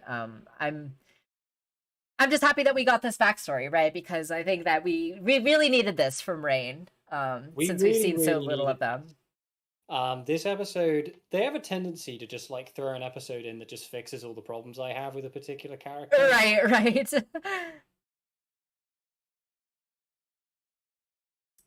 Also, I love that Luz is still practicing her drawing. She drew this beautiful artwork as Ida was telling her story. And she's improving in my eyes, in my opinion. I think she is getting better. No, getting sleepy, must resist. And then she died. Luz is dead. Luz died in this episode. Oh She's my never gosh. coming back. That is what happened. She like friggin' died. Yeah, so much death in this episode. So much unnecessary. It's horribly sad. You know, first the mushroom kid. Right. And now both Luz and King, both of them died. Right. Killed them. Right. This is like what's it called? Shutter Island No, with the children in the no, pool. no, no. You haven't But seen Shutter Island. You don't know what I'm talking about. but yeah, totally tune. I'm curious to know what other young Ida stories Dana has. I hope that if we don't get a spin-off, she at least does like some comics or something, because that would be amazing. I would absolutely love that. Just get Dana and Alan Moore together, make them write some things, write some comics. All right, so that would be amazing. Cut back to the present, right? And we cut back to Rain. Ida's like, Rain, I hope we're okay. I hope you're okay. And then we cut to Rain, right? We see Rain with the glare on their glasses, which, again, to us, it's like, oh, we're not sure what's going on with them. And then we see Gendo Ikari or whatever. right, exactly. And then we see Tara come by, right, and speak with Rain. It's like, oh, I just found out. Like when I found out it was you, I was so heartbroken, right? And this is interesting. Like their relationship is so much more interesting now that we know that they've got this like previous history with each other, right? That Tara was the one that kind of did identify and groom Rain into like trying to be this like person. But the way that Rain has like maintained their like sense of self and their independence and not been influenced by Tara is like such a testament to their character, especially in this moment, right? Like, I don't know about you, but I got so freaking hyped in this moment. I got like so excited. I could feel like my heart starting to race. Like I was like, oh no, Rain like is still brainwashed. Tara's like still giving the tea, like, oh, this is so messed up that Tara's been trying to influence Rain ever since Rain was a kid, right? And then we get this moment, right? We get this moment of Rain blowing on the tea, and then we hear the little faint whistle that we get that from Rain, and then everything freaking clicked in my head. I don't know about you, but I literally was just like, my face was like flat, and I went like, oh. I got so excited. That's when it all falls together. Yeah. And I love that the Owl House, like they don't like tell it to you, right? They gave this backstory and then this moment of Rain whistling into the potion. Like I love the way that it makes you as the audience click the pieces together and like figure it out. And it's so satisfying. It's so satisfying. I loved it so much. But you know what else is satisfying? Yes. Being proven right about Draius. Yes, we'll get to that. But first, I just want to acknowledge Rain's like neck crack here. This was hot. This was really fucking hot. I don't care what anyone said. I was screaming at this moment. I was like, "Let's go!" I was so excited. Yeah, Rain, like I had said to you after this whole bit, I had said to you that Rain went from being just like a dumb idiot baby who's being brainwashed, yeah, there's no agency in the story, to being like an international super spy. Yeah, right? In the span of a matter of seconds. And all of a sudden it's like they have this whole master plan they're enacting. They've got everybody fooled. It's just so great. Yeah. It's like, yeah. It's all coming together for Rain. It's all coming together. Yeah. And I want to acknowledge Zoe's comment here. As soon as I saw Rain whistling the tea, I was like, OMG, that's the best Chekhov's gun I've ever seen. Yeah, totally. Doing the Chekhov's gun bit, right, where they're setting it up earlier and then bringing it back at the end, which is really cool. It's not the best Chekhov's gun, but it's a very, very, very good Chekhov. It's a very satisfying one. I really enjoyed it a lot. And then, of course, we get this reveal, which also made me super excited, right? So Rain... Draius is a turncoat, and I said this, and people didn't believe me. Yeah, I absolutely love that. I love this so much. I got so hyped when I saw this. I was like screaming. I was like, let's go, let's fucking go. I was so hyped, right? Like the fact that we even saw this little blobby abomination baby made me so happy, so excited. It's so awesome to see Draius and Rain actually like working together. Yeah. I love that so much. That theirs is a dynamic I really want to see more. I'm really excited to see more. Dying to see Draius and Rain interact. Draius and Rain. I do have to give an award though to Shadowlink 839. Yes. Rain gets a letter to join Smash. Congratulations, Shadowlink. You've won the stream. That's hilarious. You've done it. That's the best. Rain joins the battle. But also, can we just acknowledge that the best character in the Owl House is this blobgy little abomination? Dude. I would die for this little Pillsbury abomination boy. this, and they even have the hair. They even have Yeah. Darius's hair with the eye in it. It's so This good. It's so good. little, I choose to believe that this little friend is Darius's hair. Like when we see this thing go back to Yes. Darius, Oh my it god, will yes. it will go back around his hair again. But this, I I love this little friend, this squishy little bab. I love how this moment has just like spiraled into so many beautiful Darius headcanons. Like so many people have all these like amazing ideas of Darius just because of this one little slobgy Pillsbury abomination boy. Like this being Darius's hair. And like we talked about this a little bit off stream too, but like I'm really Wait, no, you're wrong. You're wrong. It's not Pillsbury Abomination Boy. It's Pillsbury Dobomination. There we go. That's what it is. It is. You're welcome. Good one. Good one. But yeah, I'm really excited to see Darius and Rain's like relationship. I know that we had some fun headcanons that we talked about off stream. I know a lot of people actually shipped them before this episode even came out, and I'm just like, wow, you guys saw into the future or something, because the fact that you saw their relationship is really awesome. Yeah. And I know that we were joking around a little bit about how Darius 100% flirts with Rain, absolutely. So I want to very quickly acknowledge a comment that Hyrule has left, because I think it's Yes. a good thing to bring up, an important thing to bring up. So Yes. if Rain, Ida, and Darius were all against the Emperor, then why not gang up Yes. on Eberwolf instead of getting Rain captured? Now I have Yes. my own ideas about this. I Yes. don't think that Darius has always been a turncoat, because keep in mind, Yes. Rain was completely ready to kill Darius. Like they were ready to do that. Right. So the threat there was clearly real. Like if the threat there wasn't real, they wouldn't have been willing to nuke, right? Yeah. I think with that in mind, I think that between that episode and now, Rain convinced Darius. Yes. join I the think so.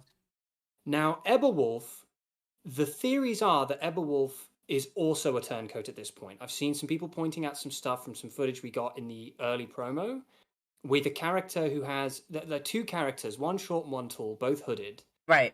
One of whom is wearing Darius's gloves, and the other is just a little slob like Eberwolf. So Right. people are already theorizing that Eberwolf is also going to be a turncoat, which I'd be very happy to see, because Eberwolf is the closest thing that this show has to Mavo Mactire and that energy, I just want it everywhere. Yes, totally. The feral splob energy. The feral splob energy. But also, my personal feelings are that I don't think that Darius has feelings for Rain, but I would love to see Darius flirt with Rain just for fun. Yes. Like that seems like something Darius would do, just flirt with Rain ceaselessly. Yes. Yes. In a way that probably annoys them. Yeah. But the fact that it annoys them only motivates Darius to do it more. Yeah, yeah. I love the idea of Darius flirting with Rain. I love the idea of them just having this like incredibly tense and like extreme like presence of sexual tension as they're planning the rebellion with each other. Like Francisco makes another point. This is something else that I brought up when you and I were talking about this behind the scenes. Yeah. There's also the possibility that both Darius and Rain have always been working against the Emperor, but just didn't know it. Yeah. Which is something else I brought up behind the scenes, and is also a real possibility. Like, either of those are the two most reasonable possibilities that we can think of right now based on the information we have. Yeah. In any case, I really hope that we get some screen time with Darius and Rain, because I really want to see these two characters interact like so badly. So do I. I think it's going to be great. That's going to be the relationship that we just need to see. We need to see it. Yeah, absolutely. All right, so then we get this reveal, right? The little Darius boy gives Rain this piece of paper that says draining spell on it, right? And then we get this text that's on here: channels power through 9 powerful witches, drains through the sigils, right? And then we see the spell center is kind of like at the middle of the Titan, and then we see the Titan's like head kind of in the distance. And then there's like this arrow pointing up to the eclipse. The spell center is being pointed at the like skull of the Titan. The door is being moved, is off to the right, so we know that the portal door is gonna be moved somewhere, I guess, or something, right? And so there's a lot of this that we kind of already knew. We knew that like Belos was planning some sort of draining spell, because we know that he was like studying the basilisks. Um, we know that he needed the 9 coven heads for something, and it's clear that they're going to be some kind of like conductors of some kind. So like they're going to be draining the magic from everyone like through the coven heads somehow. It's going to be using the sigils, which is interesting, right? So this is all stuff that we kind of new, and this is a little bit of new information as well too. Something that's interesting, I do want to point out Zoe's comment in the chat here, because I absolutely also thought of this when I saw this spell. What if Belos is going to do something similar to Father from FMA? And actually it's funny that you say that, right? Because at the end, spoilers for FMA Brotherhood, right? So in Full Metal Alchemist, they have to create their alchemy with like circles, right? They have to like draw these circles in order to like cast these spells, essentially, right? It's very similar in that way to Owl House. There's been a lot of people who compare the two and draw the parallels and all that good stuff, right? There's a lot of inspiration clearly from Full Metal Alchemist in this show, and in that show, in order to complete the drawing of the circle, the moon's shadow during the eclipse is actually used to kind of like activate, right, the spell circle that was like drawn as like this huge circle on the ground, right? And so I'm wondering if this is going to be kind of a similar deal, right, where like the shadow of the eclipse is going to kind of activate the glyph that's like on the ground or something like that, which would be really cool. I would love to see that. But it's interesting it would be interesting to see if they did something similar to that, which would be cool. For real, yeah. Magical. I believe the sigils are the marks on the arm. So like this little barred coven sigil that Rain has on their arm here. So yeah. So we're definitely getting more info about the Day of Unity. Yeah, it might just be the promised day from Full Metal Alchemist. But yeah, it's we're getting these pieces, which is interesting, and curious to see how this will play out, right? Any way to counter it, right? And then the little Draius boy gives Rain this little piece of paper that says Owl Lady. So it's clear that for God's sake, Rain, just get the real adults involved. Exactly, right? And so it's clear that Ida, there's something to do with Ida that has to do with this draining spell as well, right? And so like we don't know whether it has to do, I've been kind of thinking like maybe it has something to do with like the Owl Beast, maybe it has something to do with the Collector, right? Like there's all these pieces that are still up in the air that we still don't know how quite they fit together. So there's a lot of, just that Ida is clearly the most competent rebellion leader. That too. She is probably also the like best witch on the Boiling Isles. I mean, did you see the mess that Rain was making before she showed up? Right. Totally, Rain was totally. just, like dorking around with some stupid bat costumes, looking like an idiot. And Rain just, they clearly needed the Ida supervision. Right. Ida to show up and be like, look, I'm just going to punch this man in the face. And totally, right? But this is also interesting. It's an interesting parallel, in my opinion, to Luce and Amity, right? Like, we know that Luce is a character that tends to keep to herself and close off her emotions and not open up to people, right? As we even saw in the last episode with her and Amity. And we've seen so many parallels between Luce and Amity and Rain and Ida in these episodes that we've gotten, and so it's interesting to me that Rain seems to be struggling with a similar issue to Luce, with not willing to be honest, and they think, right, they think they're protecting the other person, Luce saying like, I don't want you to worry, I don't want you to like worry about this thing that doesn't matter, right, and it's clear that closing off and keeping it a secret is causing more harm than just being open and communicating about it. So it's interesting to me that Rain is kind of needing to learn a similar lesson to Luce here, right? I think Shadowlink saying, is this the first time we learn that Draius is even aware of Ida? We know Draius and Ida went to the same school, so that's definitely a no. But also, Ida spent her whole life as a notorious criminal anarchist with a massive bounty on her head. Yeah. Everybody knows who she is. Yeah, totally. Friggin' everyone.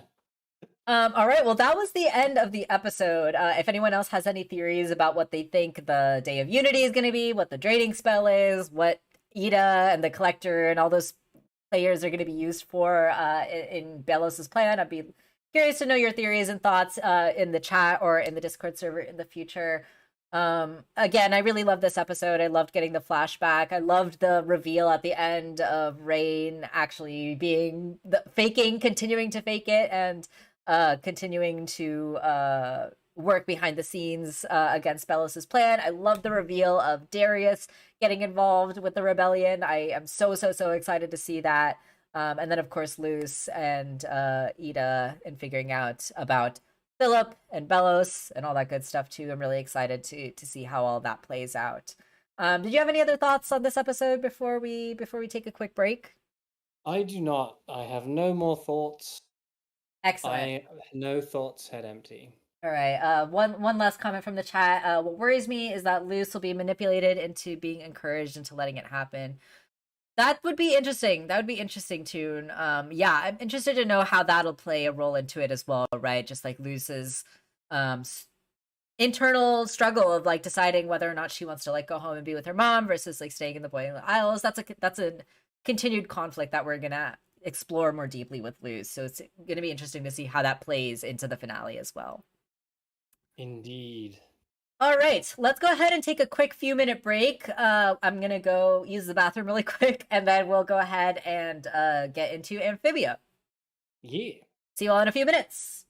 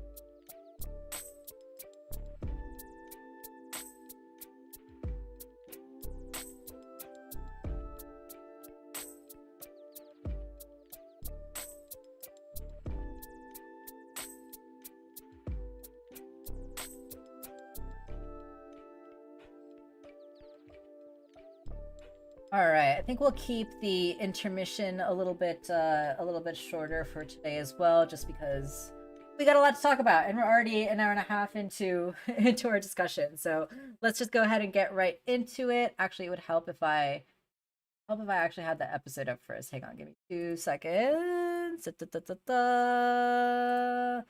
Da, da, da, da, da. Da, da, da, da, da. All right, oops. Help if I muted it. Okay, here we go. Tom, are you also back with us? I don't know. Define back with us. Well, I'll take that as a yes. All right, let's go ahead and get into Amphibia. These were some really awesome episodes. Before we get into this week's episode, just really quick recap for last week, since we missed it. Mother of Ohms was a really fun episode. I think a lot of people had some mixed feelings on that one because I think some people were expecting a little bit more like lore, a little bit more backstory with Instead, it was just like this gross out episode. Yeah, and instead they were just like, let's just go into this this lady's brain and whatever, right? And I thought that was great. It was fun. Yeah, I enjoyed it.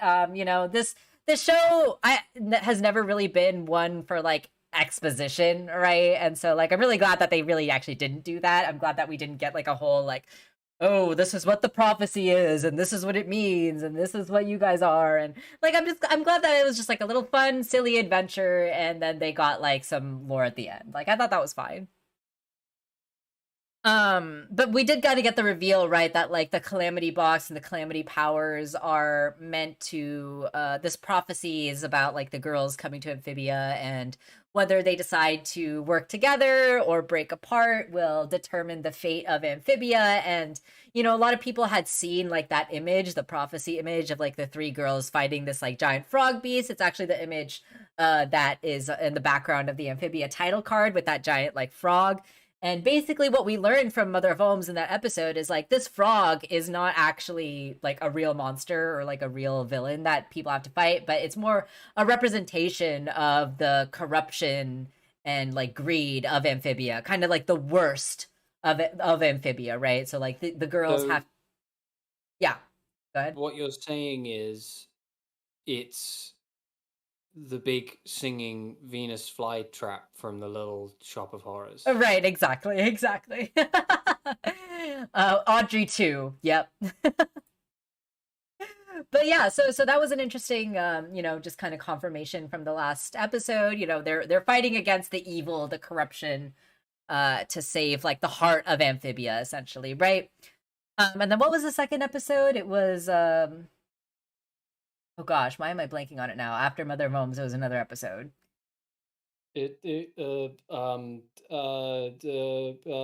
Hereditary. Uh, Charles in Charge. Why The am California Raisins. Why am I forgetting what last week's episode was? Diane Feinstein. Am I close? Am I even close? You might be getting there. Jeffrey Dahmer. Oh, Grimes' pupil, right, of course. See, I was close with Diane Feinstein. Sprig trading Grime. I actually did really enjoy that episode as well. We know that Grime and Sprig obviously had this like bad blood and this like, contentious relationship from what happened with Hop Hop, what happened at Toad Towers. So that was a really nice, like, just reconciliation for those two characters. And also, like, the Toads and the Frogs, right, having their reconciliation and they're, like, teaming up to come work together to take down Andreas, I should say. So that was a really nice episode to kind of reconcile that plot point. Yes, thank you, everyone in the chat, reminding me it was Grimes' Pupil. Thank you. Yeah, I really enjoyed that episode as well. That was super fun. I mean, Grimes' Pupil and Diane Feinstein, are they that different? I would actually say so. Anyway. I think that you're all cowards. Did you have any other thoughts about last week's episodes? I don't think so. My mind, in terms of Amphibia, my mind is mostly thinking about the fun references these two episodes made. Yes. There were some really great references. Really was just the one episode that made some fun references that I enjoyed. Yeah. So Can I just go, since the first reference happens like right here? Right here, yeah. Can I just take the lead on this one? Absolutely, go ahead. Of course, anybody who's seen movies will know that this opening shot of the robot stamping on the skull, and then it zooms up, and you've got the low angle, and they've got their cannon out, and they're looking around. That is, of course, a reference to an extremely famous shot from Terminator 2: Judgment Day, the opening shot. I even found a GIF. It's such a famous shot. I even found a GIF of that shot when I Yeah. showed that to you. Yeah. Like, you can just type in Terminator 2, and it's like it's just one of the GIFs. It's a really famous shot. Yeah, I yeah. saw that. My heart did a little dance. It made me very happy. Yeah, it was fun little Terminator reference here, and I told you rightfully so made the point that they made a Terminator reference in this episode, but not in the episode called Anne's Terminator. Yeah, that was just kind of funny. I was like, oh, now you're gonna give us a Terminator reference and not in the episode called Anne's Terminator. Like, okay, Amphibia, whatever you say. And so we see, right, that Andreas's regime, what that Terminator reference was supposed to tell us, right, is that Andreas's regime is continuing to wreak havoc across of Amphibia, destroying the villages, destroying the homes of Andreas is feeling it. pretty much everyone. Yeah, exactly, right. And then Which means Sprig is John Connor. right. And then we see, these frogs are like, escaping from their destroyed village and stuff, right? They're kind of fleeing to safety. And then we see Anne and the rest of the team try to recruit volunteers to join the resistance, right? And so they're trying to convince these frogs to join their army and to fight by their side. Give Amphibia a fighting chance, right? And Sprig is handing out these pamphlets that have like these anarchy symbols on them, but it's like the Amphibia anarchy symbols, like they look like the frog foot, which is quite funny. The rebel in you is the pamphlet that he's handing out, which is quite fun. Are there any perks, they ask, and it's like, besides saving the world, which is quite funny. Valid. And yeah, right. And then Hop Hop is trying to talk about gardening and planting, which is of course his passion as a planter, as a farmer. Very hydroponics based horticultural revolution, right? He's trying to like convince these people, but no one's really interested, no one's really having it. I like how Amphibia and Owl House continue to just like have these coincidental parallels with each other. Like we have one more gag of like someone saying something to a crowd and then someone starting to cry. Like that's the same gag that happened in Owl House. I don't know. It's just funny, the coincidences every week of like these similar gags. But of course, no one's really convinced of joining the resistance because of planting. No one is really interested in that. It's not flashy or showy enough. And so Anne tries one more attempt to convince people. And he says, if you join us, you could look like this. And we pan over to Loggle, once again with the Full Metal Alchemist vibes, pulling a General Armstrong here. It goes to show the kind of anime fan you are when, depending on what you see when you see this. Like some are seeing Armstrong, some are seeing JoJo poses. I have to say JoJo poses came to me first. I feel like Armstrong is great and all, but the entire series of JoJo's Bizarre Adventure is defined by men, very muscular men doing poses against elaborate backdrops. That's true. This is probably more a JoJo reference than anything else. I just haven't seen JoJo myself, but it wouldn't surprise me. It's the friggin' gayest thing ever made. That's amazing. But yeah, it wouldn't surprise me if this was a JoJo reference as well. Curious, when Andreas is taking resources from Amphibia and other worlds, is not the same as the diamonds from Steven Universe creating colonies. I think it's very similar, magical. I think they're essentially like the same deal, more or less. Does that mean that they're going to send Loggle back in time to protect Sprig's mother from the Terminator? Clearly. So that she can give birth to Sprig, who will be the revolutionary. Right, exactly. So canonically, that would mean that Loggle is Sprig's dad. Oh gosh, I don't want to think of that. So as they're recruiting, the frogs, they do end up convincing them because of Loggle's beautiful muscles, right? And as this is going on, a little drone firefly or dragonfly thing shows up and attaches itself to the van, right? And says tracking device activated, which will of course become important later. But almost half the caravan signed up. Oh, go ahead. I was just say this is the opposite of subtle storytelling, where I kind of wish I love the show, but I really don't feel like they needed to say the words tracking device activated. I felt like we could just infer. I feel like it's not that Yeah. hard to infer what's going on here. Well, sure, but you also have to remember that this is a show for like 11-year-olds. Kids aren't that dumb. I feel like kids can piece together what's going on here. Well, sure, but we just want to make it clear. Hop Hop is obviously bummed out, right, about the fact that he is not really selling people on the planting side of stuff, right? And he's bummed about the fact that he's really the only person around that appreciates cultivating nature, right? And like everyone around him is just not really interested in it.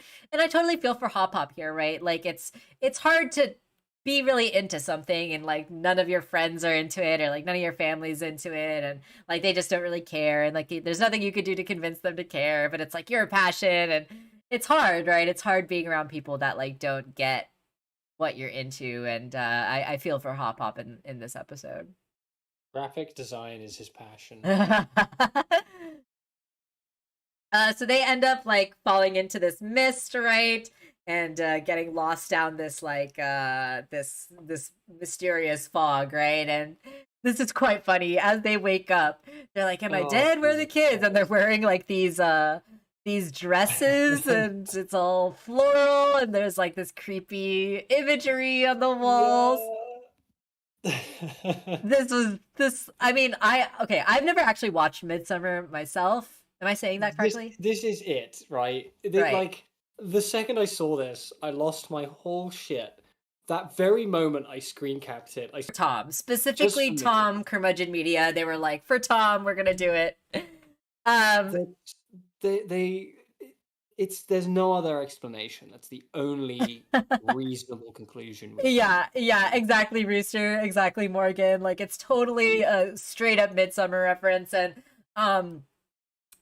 it's exactly what you said, Tom. Like it's so clear that they're not doing this for like the kids watching this. Like they're doing this for us, the adults watching the show who will get this. But what I absolutely love too is like it's so clear that they're doing this like for themselves, right? Like they love these IPs, they love these movies, they want to like throw in these fun references because they are having fun with the show, and I absolutely love that about it. Rooster's right. This really is just Midsummer. Like all the stuff with them all like sharing the emotions and stuff. This is all Midsummer.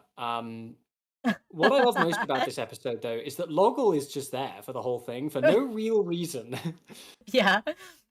So this guy Horace shows up, right, and he welcomes them to the village of Gardenton, right? You'll have to. Oh, your village wasn't on any map, and they're like, oh, we don't like to draw attention. It's just funny. We're already getting the creepy vibes, right? Yeah. Shadowlink, Midsommar, and Hereditary, made by the same filmmaker. Go watch it; it's good. Yeah. Yes, on our team, but of course, Hop Hop is just happy to be around people that he's like-minded. These idiots not value the idea of having a constant source of crops. Exactly. Like, come on, guys. These idiots not. Dumb idiot babies. They are a bunch of dumb brain idiots. Beryl, being the dumb idiot he is, doesn't really question it and goes after her. He's not a thinker. Not a thinker, definitely not. And then we also get this shot here, right, which has just a lot of interesting details, like these weird creatures in the jars and all these crazy otherworldly beings. This one in the back here kind of looks like a Staryu, which is funny. But yeah, these are just like, continuing to see like the results of the expeditions and stuff, right? Like all the creatures in these jars and stuff is just kind of creepy. And then we get Beryl cutting off Leaf, right? Like, Beryl, please trust me. Leaf is trying to explain that she's doing this for the greater good.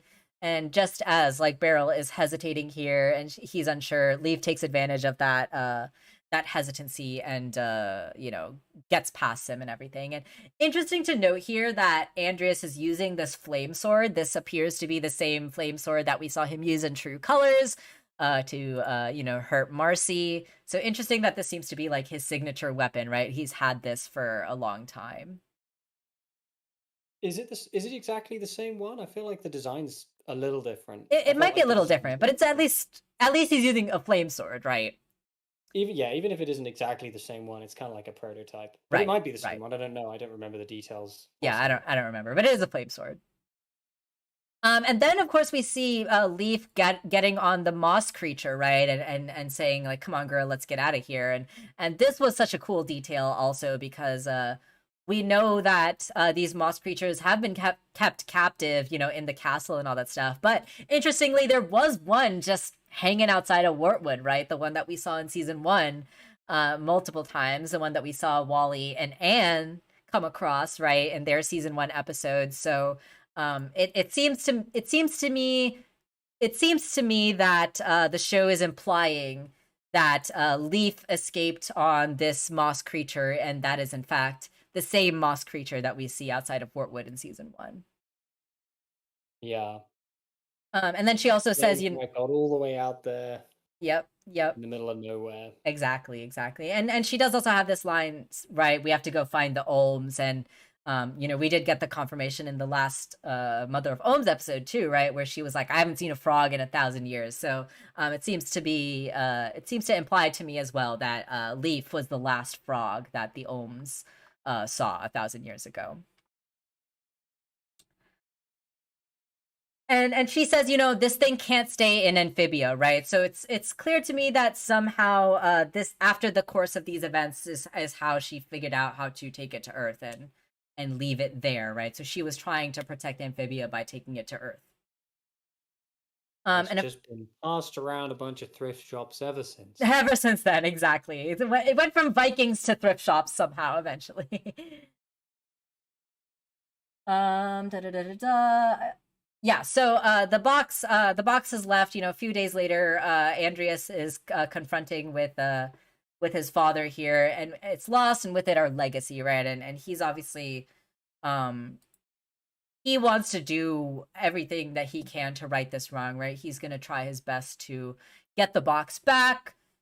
There's nothing you can do, son. Our way of life is ruined, right? He tries to say. But then the core ends up giving this like ominous whispering and tells the king about the prophecy, right? So according to the Ohm prophecy, the box will return, right? So yeah, I think someone in the chat said like, oh, Leaf ended up inadvertently like causing the events or whatever like that. And yeah, there is like that chain of events, right? That domino effect. But I mean, the box seems to have always been destined to come back one way or another, right?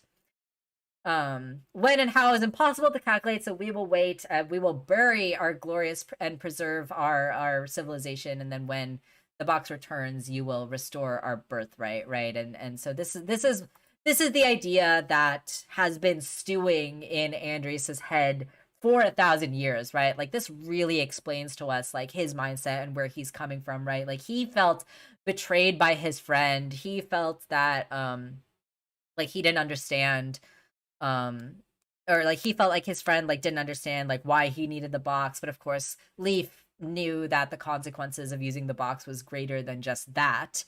And then this idea is planted in Andreas, right, of his father saying like you need to correct this wrong. There is a way, and like everything is ruined and you need to fix it, right? Otherwise you will not get my validation or anything like that. So yeah, it's clear to me that this idea stewing in Andreas for 1,000 years is really what led him to do what he did, right? And that's sort of really a big part of how these abusive hierarchical relationships work. It's very much the same in the Owl House with Bellows, whereas Right. with Bellows, there's much more of an element of constantly moving the goalpost, but it's that perpetual reinforcement that you are not doing enough, and you're constantly battling against your own self betterment and self interest Right. in lieu of trying to earn the approval of a figure who does not care about you and who will never approve. Right. And they will every now and again sprinkle a little approval to keep you going, but they will largely belittle you and ruin your sense of self, Absolutely. which is Absolutely. kind of a sprinkling of what we're seeing here. 100%. And Absolutely. that obviously has a domino effect uh, with what Andreas then says to Beryl. Right, exactly, right. And so like he feels betrayed by Beryl too, right? Even though Beryl didn't purposefully let Leaf get away with the box, right? And Andreas ends up reassigning him and sending him off and is like, get out of my sight. And we know also from the future, right, that these two never saw each other again after this moment. And just like this moment of, you know, tears in Beryl's eyes as he's like wiping it away and, you know, saying, Your Highness, like really indicating like their friendship is over, right? Like this is just a formal relationship now at this point, and they don't even see each other or talk to each other again after that. And then Andreas, of course, destroying the painting, and then in the present day, putting the painting in the fire, right, to really sever those ties that he has had. So yeah, really, really, really awesome to get this backstory for Andreas, and really, I think did a really good job of explaining where he came from, what his motivations were, how he ended up as he was today, without coddling him, you know. It doesn't say like, oh, he's like this because of his father, and that like excuses all of the things he's done. But it does give us the idea of like where this has come from and like why he does the way he does. And I always felt like that was coming. Makes me wonder if there's a little bit of Castlevania in here as well. I know I don't think you've seen Castlevania, but there's the whole thing in Castlevania with obviously the spat between Dracula and his son. And Right, right. Dracula, after that fight happens, Dracula destroying the painting of his son, like slashing it just like that. Kind of makes me wonder if there's a bit of an Right, intertextual reference there right, as well. absolutely. Um, before we get into this last scene, just want to read the chat really fast. Yeah, definitely. Sprig and Leaf, our blast seem to have some, um, definitely character elements that are similar, right? Being not being the best at communicating. Something someone else pointed out with the moment in True Colors when Andreas stabbed Marcy, that could be giving him PTSD of Leaf leaving and what he did. Yeah, so I think there was a lot in True Colors that is explained by this flashback, right? Like why Andreas hated Sprig so much and like wanted to you know, basically kill Sprig. You know, definitely kind of revenge for what Leaf did to him. And then yeah, just like that fear, right? Like why did Andreas like stab Marcy? Like that fear of losing the box again, I think was just to, you know, he has that line. He says like, look what you made me do, right? Like he doesn't actually want to hurt Marcy, but he was afraid of letting the box get lost again after just getting it back after 1,000 years, right? So I feel like that makes a lot of sense too after learning what we did in this episode. I mean, I don't know about you. I've definitely stabbed some people to make sure that frogs don't steal my music box. Right, right. It's just a thing that happens. It slips up. Yeah, I mean, there was that one time in Croydon. Whew, that was a real mess. Oh my goodness. Oh my goodness. And anyway, just to wrap up this last scene here, we see this like little loading screen, right? That we see Darcy, they're plugged in. We see this loading screen that says optimization in progress, and people have translated this amphibian language as well that's on the screen, and apparently it says something like memory wipe in progress or something like that as well. But it seems to be that the core is doing something to the memories, either of the core of Marcy. It's really a little unclear what exactly is happening here, but I'm interested. I'm interested to know what's going on, right? Indeed. And then of course we get this funny little gag, right? The like the computer boot up sounds as Marcy's like turning back on, which is just funny. And then the thumbs up, right? Gold star for you, bud. AOL. The AOL sound, yeah, exactly. The Windows boot up sound. And then he's like, "Who's ready to finally start invading Earth?" Right? And I do want to just point out Andrus's line here, right? He says, "Ready. After 1,000 years, I've thought of nothing else," right? So he doesn't actually answer the question. He doesn't actually say, "Yes, I'm ready to invade worlds now." All he says is that he's thought of nothing else, right? So I do think that there's an inner conflict in Andreas that is going to get further explored later. Yeah, I don't know why it reminded me of Blade Runner. Yeah, yeah, That's all I yeah. ever say in any given situation. But you know the bit in 2049 when she asks him if he's disobeying, and he simply says, "I wasn't aware that was a choice." Right. Yeah, totally, Like, totally. there's a sense of resistance even then. Right. That's what it kind of made me think of. Totally, totally. And then this last line that we get from Darcy, right? And interestingly, Darcy says son, and the voice actor, the voice line of Andres's father is actually overlaid on this line as well. So it's clear that this is supposed to be, you know, like Andres's father is like definitely present in this being, right? Why son? I think I'm almost proud of you, right? Including that word of almost.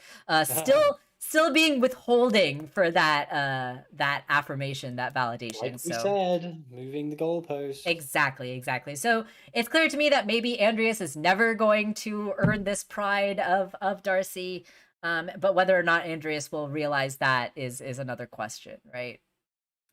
But Indeed. yeah, that's basically the episode. I really loved this episode. I thought this was a fantastic episode. The backstory was so well done. We got so much stuff. You know, we finally figured out like why Hop Hop thought the Calamity Box was so dangerous, right? Because if Leaf left all those hints about like what the Calamity Box was capable of, like it makes sense why, you know, that book was like, oh, danger, danger, right? So like, oh, that makes a lot of sense now. The Moss people make sense now. Andreas makes sense now. Like this episode in 11 minutes filled in like so many missing gaps. And I saw a couple people say they thought that it was rushed, or they thought like they wish this would have been a 22-minute episode instead. I really thought it was perfect. I didn't think it was rushed. I thought it was like economical, right? Like Amphibia has always been really good at giving us so much information in such a short amount of time. And I didn't think it was rushed. I thought it was like literally perfect. So I'm really excited. And it makes me kind of nervous, right? Like if they were able to fit this much into 11 minutes, like the finale is supposed to be a 44-minute episode, y'all. I am scared. Yeah, it's unlikely they're gonna. It would be a mistake on their part to structure a 40-minute episode the same way. Right. Yeah. Because that's just that's not. They wouldn't be making the most out of what that format can offer. Yeah, but I trust them, right? I do trust them to give us a good tight script, and I'm impressed the fact that they were able to do this in 11 minutes, and I don't think it was rushed at all. I disagree with that opinion of some people, but No, I didn't even know people were saying that. It doesn't feel rushed. It's fine. It's a fun, it was great. neat little episode It where was some great. things happen. It was really great. I loved this, and yeah, it was so cool finally getting this Andreas backstory and getting this Darcy finally get some voice lines at last. Okay, well, I know that you do have to go now, Tom. Is there any other last thing that you want to say before you head out? I'm gonna read the chat a little bit before we completely end, but I do want to give you the chance to say anything before you go. Yeah, I don't have anything specifically to add. Couple of solid episodes. Fun Yeah, to see some Midsummer references. totally. Good time was had by all. Yeah, definitely. So yeah, magical. I do think that the vase was left on Earth because of Leaf, and that Leaf was probably involved in all that somehow. Yeah, considering the origin, it made sense why he wants to kill Marcy. Totally, Rooster. I hope Anne's parents convinced the FBI to prepare for Andres's army. I feel like that's kind of what's happening. Magical. I feel like that's kind of what they're setting up on the Earth side of things. But we'll get to see how that plays out. I think it'll be fun. And yeah, it's interesting to me that the core seems to be deleting some memories. It'll be interesting to see how that plays out. I'm really curious to see what's going on with Marcy in the Mindscape. I hope that it'll be an interesting, cool thing the way that the Gravity Falls finale was. But yeah, I'm really curious and interested to see how this plays out. I'm really excited for the finale and scared.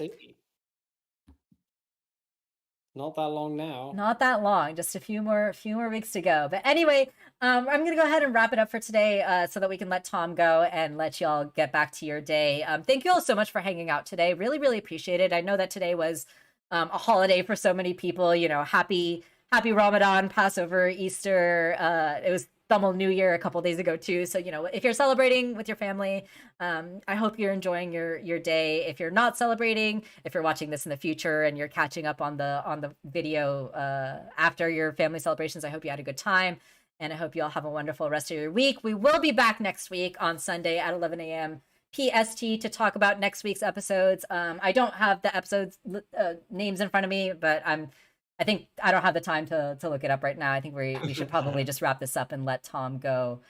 for today. But yeah, thank you all so much again. Rooster, Magical Shadow, Arblast, Zoe, May, Toon was here earlier. Everyone who was here, Morgan, everyone. Thank you all so much. I really, really appreciate you hanging out with me today and being patient with us as we took last week off. And we'll be back next week.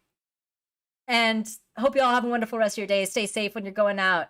Wear a mask, get vaccinated, all that good stuff, and take care. Bye, everyone. Bye.